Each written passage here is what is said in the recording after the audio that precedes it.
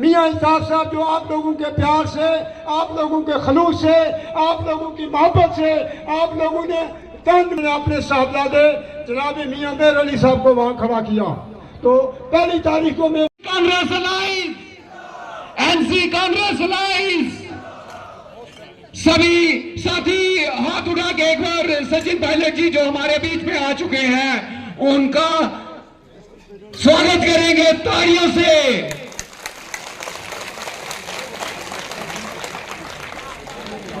NC Congress allies, NC Congress allies बंदी होती है और उनका पूरे तरीके से स्वागत होता है।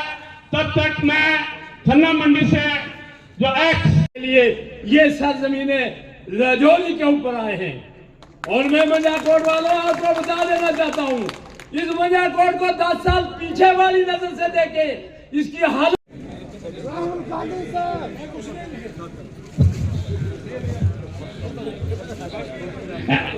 MC Congress alliance, MC Congress alliance, MC Congress alliance. और जैसा शबीर जी बता रहे थे अपने कार्यकाल में जो जो काम उन्होंने किए, कि जम्मू कश्मीर में जो चुनाव हो रहा है विधानसभा का, ये इसलिए हो रहा है क्योंकि सुप्रीम कोर्ट ने आदेश किया केंद्र की सरकार को कि आपको 30 सितंबर से पहले पहले चुनाव कराना है।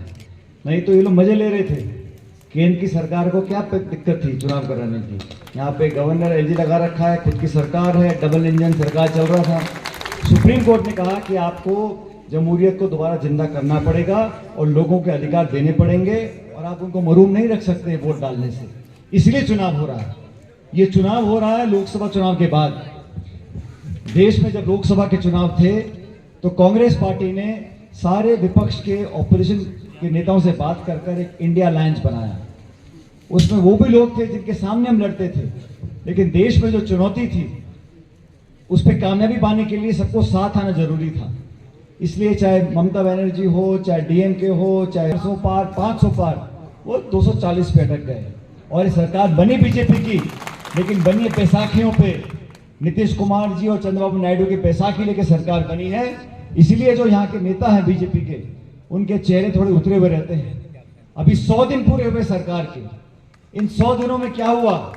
राहुल गांधी जी हमारे लीडर ऑपोजिशन हैं, उन्होंने सवाल पूछा सरकार को, मजबूर किया जवाब देने के लिए। पहले बहुत बड़ा बहुमत था तो इंडिया अलायंस का मजबूत गठबंधन हुआ, हमारे बहुत सांसद जीत कर गए, मेंबर पार्लियामेंट जीत कर गए, तो बीजेपी को अपने हाथ खींचने पड़े। वो लेकर आए, लैटरल एंट्री का बिल लेकर आए, उसको वापस लेना पड़ा। वक्फ बोर्ड की जमीन का बिल लेकर आए, उसको वापस लेना पड़ा। ये इसलिए हुआ क्योंकि हम विपक्ष के लोग एकजुट हुए। उसके बाद जम्मू कश्मीर के चुनाव की घोषणा हुई। यहां पर भी कांग्रेस पार्टी ने सोचा हम सब मिलकर साथ लगते हैं। वो सीधे लड़ाई नहीं लड़ेंगे, वो इधर से उधर से नीचे से ऊपर से करके पूरा गेम खेलने की उनकी पूरी तैयारी रहती है। और मैं भी सुरनकोट पे था, मैंने वहां पर कहा, लेकिन जो श्रीनगर का जन था वो सिर्फ धुआं फेंक रहा था, काम नहीं हो रहा था। इसलिए नई सरकार बनेगी, अलायंस की सरकार बनेगी। और जब लोकसभा के चुनाव हुए तब अलायंस में कांग्रेस पार्टी चुनाव नहीं लड़ी, क्योंकि देश का मसला था, ये बड़ा मसला था। ये किसी एक व्यक्ति का, एक इंसान के एमपी एमएलए बनने का मसला नहीं है। देश में सरकार बनाने का मसला था, हम मिलकर चुनाव लड़े। अभी विधानसभा का चुनाव है, इस पर जो अलायंस में बंटवारा हुआ है उसमें सीट कांग्रेस पार्टी के पास आई है और सबने मिलकर निर्णय लिया है। तो मैं आपसे कहना चाहता हूं, अगर सरकार बनानी है, अलायंस की सरकार बनानी है, तो अपने वोट जाहिर नहीं करना है। बाकी और मौके आएंगे, किसी और को कोई पद मिलेगा, किसी और को अपॉइंटमेंट मिलेगा, किसी और को महत्वपूर्ण जिम्मेदारी दी जाएगी, लेकिन ये चुनाव जो है ये चुनाव जीतने वाला है। और शबीर जी आज से नहीं, पुराने समय से पार्टी के वफादार रहे हैं और इसीलिए राहुल गांधी जी ने इनको मैंडेट दिया है चुनाव लड़ने का। हम सब भाई, ये सब पूरा इलाका जो पूरी रियासत है, सरहद का इलाका है, यहाँ के लोगों ने जो शहादत दी है। के लिए आए हैं जम्मू कश्मीर में, किस तरह का माहौल आपको अलायंस के लिए लग रहा है और बीजेपी के कैंपेन? देखिए, पूरे जम्मू कश्मीर में आज लोग बड़े उत्साह के साथ चुनाव की वेट कर रहे थे और मैं धन्यवाद करना चाहता हूँ सुप्रीम कोर्ट का। सुप्रीम कोर्ट के आदेश के बाद यहाँ पर चुनाव हो रहे हैं और जो माहौल है वो अलायंस के पक्ष में है।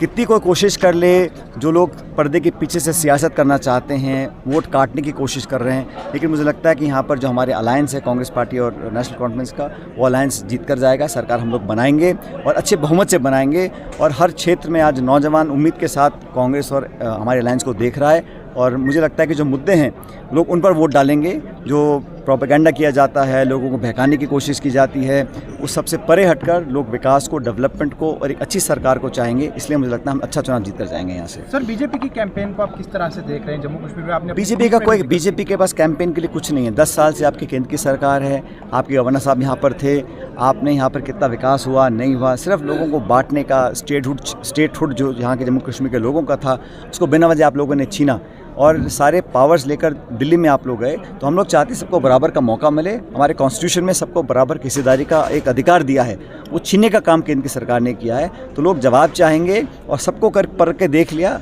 सरकार हमारी बनेगी और बहुमत के साथ बनेगी। सर, मैनिफेस्टो पर बार बार बीजेपी सवाल उठाती है, नेशनल कॉन्फ्रेंस और कांग्रेस के मैनिफेस्टो पर कहेंगे जो हमारी पार्टी का जो मैनिफेस्टो गारंटीज़ हैं वो सबके सामने हैं। हम तो रोज़गार की, डेवलपमेंट की, विकास की, लोगों को मौका देने की, महिलाओं को, गरीबों को, किसानों को, नौजवानों को मौका देने की बात करते हैं।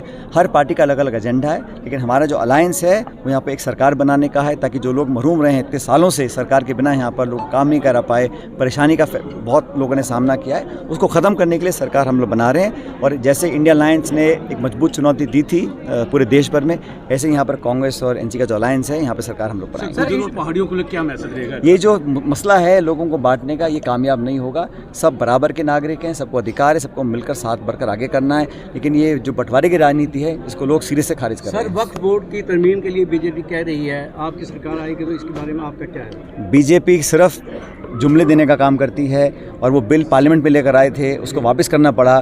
तो अनेक ऐसे बिल्स हैं जो लोकसभा में वो अब अपने जिस तरह से वो ज़बरदस्ती पास किया करते थे वो अब नहीं कर पाएंगे, क्योंकि राहुल गांधी जी के नेतृत्व में, राहुल गांधी की लीडरशिप में पार्लियामेंट के अंदर अब उनको जवाब देना पड़ रहा है। और इसीलिए वो बार बार राहुल गांधी को टारगेट भी कर रहे हैं। जिस ज़बान का इस्तेमाल किया गया, केंद्र के मंत्री बोलते हैं कि उनको आतंकवादी बोलते हैं, किस अधिकार से बोलते हैं? उनको माफ़ी मांगनी पड़ेगी भारत की सरकार को और बीजेपी को। एक शिवसेना के विधायक राहुल गांधी जी के जीप काटने के 11 लाख रुपए का एक बोली लगाते हैं। क्या नेताओं ने उनको बर्खास्त किया? उनके खिलाफ FIR हम लोग कर रहे हैं, कानूनी कार्रवाई करेंगे। उनके नेताओं की जिम्मेदारी बनती है इस प्रकार की भाषा का प्रयोग कर इस देश की राजनीति को वो कहाँ ले जाना चाहते हैं। उनको माफ़ी मांगनी पड़ेगी जनता से। सर, इंडिया अलायंस का एक हिस्सा आम आदमी पार्टी, दिल्ली में सियासी उथल पुथल देखने को मिल रही है, आपका उस पर क्या बयान है? अभी देखते हैं, हम लोग तैयार हैं हर चुनौती के लिए।